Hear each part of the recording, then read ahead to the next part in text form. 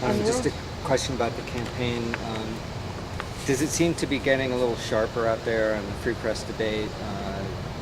You were semi-accused of changing position, or a reference was made to the 2002 campaign by one of your opponents. It seemed like a pretty sharp elbow. We're being asked more and more to differentiate ourselves, and we're trying to do that. I don't know if it's sharper. I don't think anything has been personal or about character. I think it's been about some differences that have emerged. We've had about 60 different forums, and for the average person who tunes in once a month or something, or comes to an occasional forum, it doesn't sound like there are a whole lot of differences. But there are 5 of us out there who have been listening very carefully to what we're all saying, and we're starting to see some differences. What did you think of that charge, though, that you had changed your position on tax revenue? I mean, basically, it was wrong. I've been very consistent throughout. In fact, for going back to when I worked here as President Pro Tem when Dick Snelling was in office, I'm consistent that you need a balanced approach to deal with tough budgets. Just as Dick Snelling looked to revenues as well as budget cuts, that's what this legislature's been doing. And the fact of the matter is, there has been some of that balanced approach in the last few years. There was a tax increase in 2009. That was what the fight was about with Governor Douglas. There was a gas tax increase. There have been various fee increases.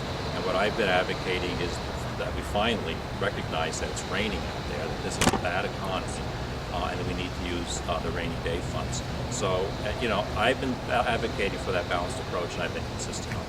But you did shift. You would early in the campaign said we need the Snelling-like tax increase, and then you stopped saying that, and now you're saying well, we don't need that now. I've been saying we need revenue increases, Terry. There are different ways of approaching that. Senator Shumlin and others this year advocated for a property tax increase. Fortunately, that was shot down.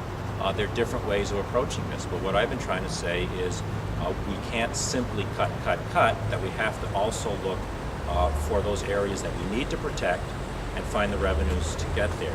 There are lots of different ways of doing that.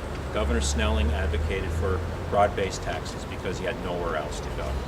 As I looked at this, I said, why would you start with that? It's an idea. If the economy got worse, you may still need it. But right now, why don't we look at the rainy day funds? That's $57 million of broad-based taxes that Vermonters have paid in good times to help us get through these tough times.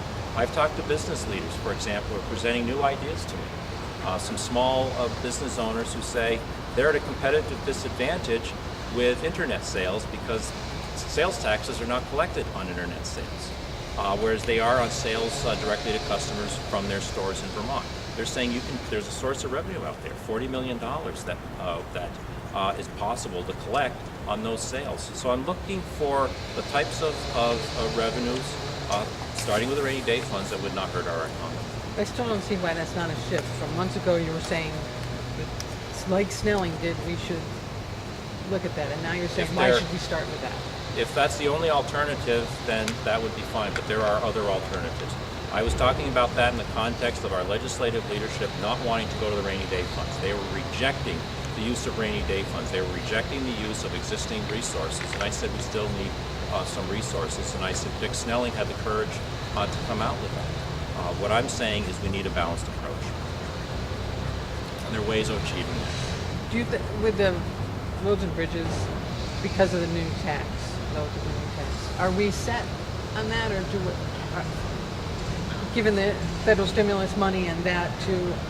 I think we're making tremendous strides. I would look at the end of this year, after all the construction, going into next year, and saying, where are we? Are we on the right trajectory? Are we?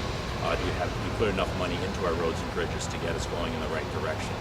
That problem with our roads and bridges did not develop over the course of a couple of years. It's going to take some time to dig out of it. But I think where we are right now on the gas tax side is just. Doug, what if the national economy and global economy are in the tank? How much can the state, how much can the governor really do to turn around Vermont's economic fortunes? We cannot have an economy that's booming when the national and global economies are in recession. And we understand that. I think Vermonters are smart enough to figure that out.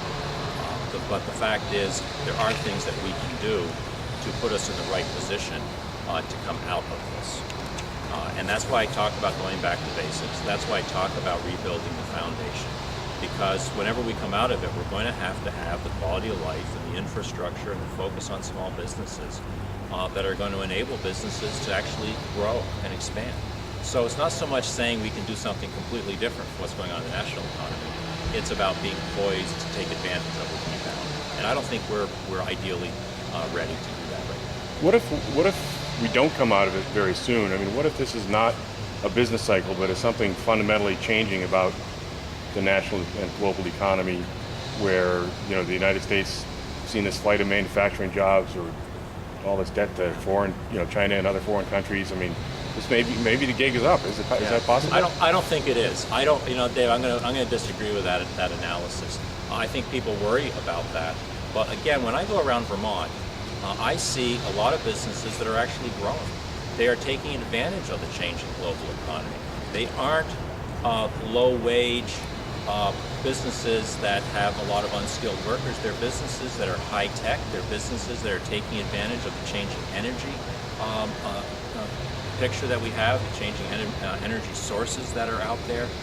There is an economy, a strong economy out there in the world that we can fit into and that we can take advantage of. So I don't really believe that we are in a permanent condition at all. How would you say your economic development plan compares to those of your Democratic opponents? I think this one's a very realistic plan. It's recognizing the realities of the situation we're in.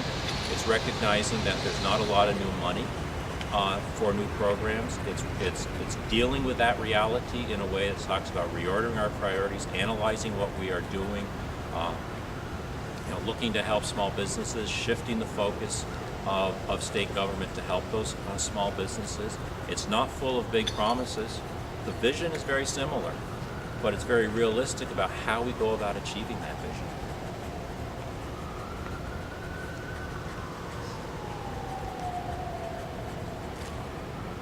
Thanks. Okay? Thanks, Doug. Thank you. Thanks for coming out at a time which I know is early for folks in the press store. So.